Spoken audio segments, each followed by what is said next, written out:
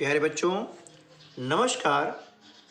आज हम इस कालखंड में प्रतिभा पर्व में इंग्लिश का पेपर कैसा आता है, उस पेपर में कितने प्रश्न आते हैं और वो प्रश्न किस प्रकार से आते हैं, इन सब बातों की चर्चा करेंगे। और हम सन 2016 और 17 का जो प्रश्न पत्र प्रतिभा पर्व के अंतर्गत कक्षा 7 में अंग्रेजी विषय के लिए आया था, उस प्रश्न पत्र को आज हम हल करना सीखेंगे।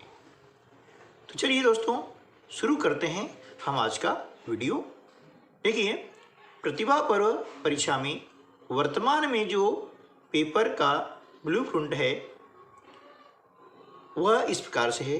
कक्षा 7 में अंग्रेजी में कुल 15 प्रश्न पूछे जाते हैं, जिनके पूर्णांक जो है 20 होते हैं। यानी 15 प्रश्न हैं और पूर्णांक कितने का है? 20 का। यह परीक्षा इसलिए भी महत्वपूर्ण हो जाती है क्योंकि इसे एक अर्धवार्षिक परीक्षा के रूप में माना जाता है और इस पूर्णांक में 2.5 का गुणा यानी 2.5 का गुणा करके आपको 50 में से अंक आवंटित किए जाते हैं। ठीक है, यदि मान लिया है कि आपने इसमें 12 अंक प्राप्त किए हैं तो 50 में से आपके हो जाएंगे 30 अंक। ठीक है ना? तो यह परीक्षा अर्धवार्षिक परीक्षा के रूप में मानी जाती है और आपके प्रगति पत्र में भी दर्शाई जाती है। इसमें प्रथम जो 5 प्रश्न आते हैं वे होते हैं मल्टी चॉइस क्वेश्चंस, यानी बहुविकल्पीय प्रश्न। ये प्रश्न आपकी जो पाठ्यपुस्तक है, टेक्स्ट बुक है, उसके लेसन के अंदर से पूछे जाते हैं और प्रत्येक प्रश्न होता है 1 नंबर का, कुल मिलाकर के हुए 5 नंबर। ठीक है, आगे प्रश्न क्रमांक 6 से 10 जो प्रश्न पूछे जाते हैं वे प्रश्न फिल इन दी ब्लैंक्स के अंतर्गत पूछे जाते हैं और ये प्रश्न जो है ग्रामेटिकल आइटम पर डिपेंड होते हैं, यानी इसमें जो है ग्रामर से संबंधित प्रश्न पूछे जाते हैं। ठीक है, फिर होते हैं प्रश्न नंबर 11 से 15।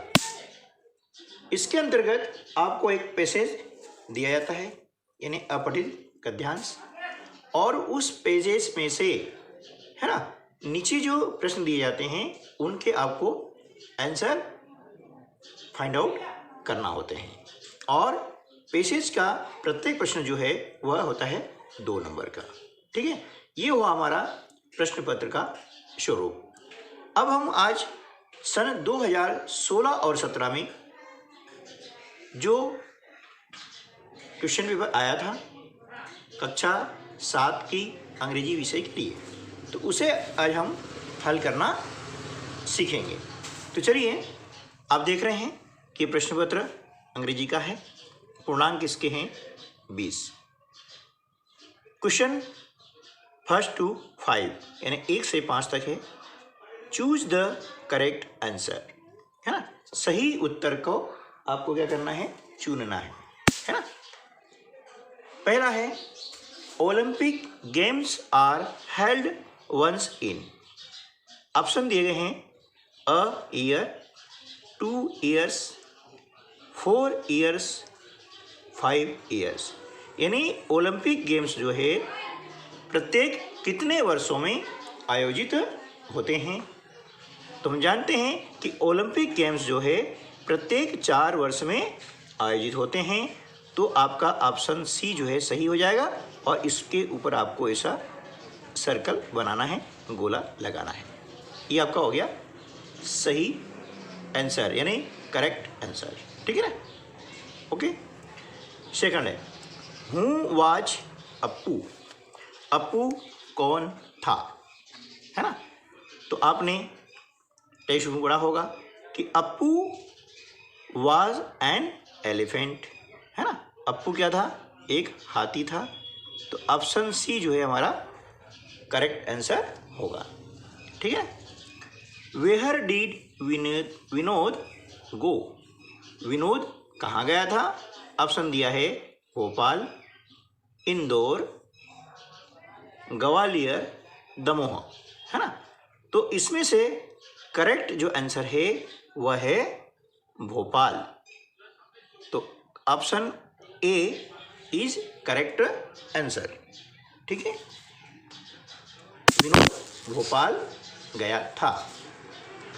चौथा है the poem I love little pussy is about अ, यानी पोयम जो है आई लव लिटिल पुसी यह किससे संबंधित है, यानी किसके बारे में है, ठीक है ना। ऑप्शन दिया गया है a rabbit, a cat, dog और काउ। 4 ऑप्शन दिए गए हैं।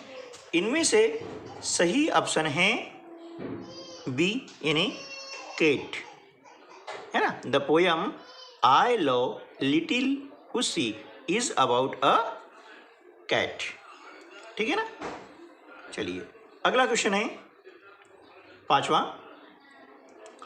ओ come with me and see the moon, if we have time we shall visit. और यहाँ पर जो है ऑप्शन दिए गए हैं मार्स, विनस, जुपिटर और अर्थ, है ना। अब 4 में से सही जो आंसर है, करेक्ट आंसर है वह है मार्स यानी मंगल, ठीक है ना। मार्स यानी मंगल हो गया। अगला क्वेश्चन है 6 to 10, यानी क्वेश्चन क्रमांक 6 से 10 में क्या करना है वह है fill in the blanks with the appropriate words given in brackets, यानी जो ब्रैकेट में कोष्ठक के अंदर जो शब्द दिए गए हैं इनमें से जो उचित है उन शब्दों को उपयोग करते हुए, उन शब्दों का प्रयोग करते हुए यहाँ पर खाली स्थान की पूर्ति करनी है, ठीक बच्चों, है ना। पहला है, अगला है 6, the opposite of beautiful is, है ना। यहाँ दिया गया खाली स्थान है ना। The opposite of beautiful is, bracket में दिया गया है फुलिश और अगली, यानी आपको ब्यूटीफुल का अपोजिट वर्ड यानी विलोम शब्द यहाँ पर लिखना है। तो ब्यूटीफुल का अपोजिट होता है अगली, यहाँ आ जाएगा UGLY, अगली, ठीक है ना। इस प्रकार से 7वां क्वेश्चन है दे हैव, फिर यहाँ ब्लैंक्स दिया है कॉइन्स और यहाँ पर दिया ब्रैकेट में फ्यू और लिटिल। 2 में से आपको सही जो है ऑप्शन चूज करना है ना। तो यहाँ जाएगा दे हैव फ्यू कॉइन्स। अब देखिए यहाँ पर फ्यू हमने क्यों लिखा है ना। अब फ्यू का प्रयोग हम कहाँ करते हैं, जो प्लूरल काउंटेबल नाउन होती है, काउंटेबल यानी जिन्हें हम गिन सकते हैं। कॉइन्स यानी क्या होता है, सिक्के, है ना। सिक्कों को हम गिन सकते हैं इसलिए कॉइन क्या हो गया, काउंटेबल नाउन हो गया, है ना। और कॉइन्स हैं इसलिए हो गया प्लूरल काउंटेबल नाउन। तो प्लूरल काउंटेबल नाउन के साथ में हम जो है फ्यू का प्रयोग करते हैं, ठीक है ना। इसी प्रकार से लिटिल का प्रयोग कहाँ करते हैं, लिटिल का प्रयोग करेंगे सिंगुलर अनकाउंटेबल नाउन जिनको हम गिन नहीं सकते हैं, है ना, और उनका सिंगुलर फॉर्म होता है, उसके साथ में लिटिल का प्रयोग किया जाता है। नेक्स्ट है ही इज अ ब्लैंक्स दिया गया है आफ्टर देन पर्सन, आपको ब्रैकेट में दिया गया है गुड और बेस्ट, है ना। तो ये क्या जाएगा, he is a good person, है ना। गुड क्या है, ये आपकी एडजेक्टिव की पॉजिटिव डिग्री है, और बेस्ट क्या है, ये सुपरलेटिव डिग्री है। तो सुपरलेटिव डिग्री के पहले हमेशा द आता है, ठीक है ना, इसलिए यहाँ पर आ जाएगा गुड।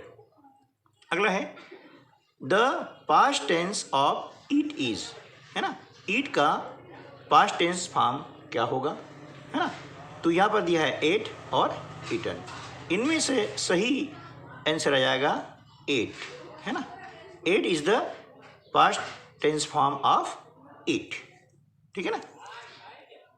अगला है वी गो, फिर ब्लैंक्स दिया है स्कूल डेली, और आपको ऑप्शन दिया गया है बाई और टू, है ना। तो यहाँ पर सही जो ऑप्शन होगा वह क्या होगा, two, we go to school daily, ठीक है ना। अब बाय का उपयोग वहाँ करते हैं जब कोई साधन होता है ना, जब साधन इसके बाद में आता है, जैसे बाय बस, है ना, बाय कार, बाय मोटरसाइकिल, इस प्रकार से जब कोई ट्रांसपोर्ट का साधन होता है तो उसके पहले हम बाय का उपयोग करते हैं। ठीक दोस्तों, इस प्रकार से हमने इस वीडियो में क्वेश्चन क्रमांक 1 से 10 तक के जो प्रश्न प्रतिभा पर्व में आए थे उनका हमने यहाँ पर सॉल्यूशन किया है। उम्मीद है कि आपको यह वीडियो अच्छा लगा होगा, और यदि अच्छा लगा है तो इसको लाइक कीजिएगा और अपने अन्य दोस्तों को भी शेयर कीजिए ताकि वे भी इस वीडियो से लाभान्वित हो सके। मिलते हैं अगले वीडियो में, तब तक के लिए नमस्कार, जय हिंद।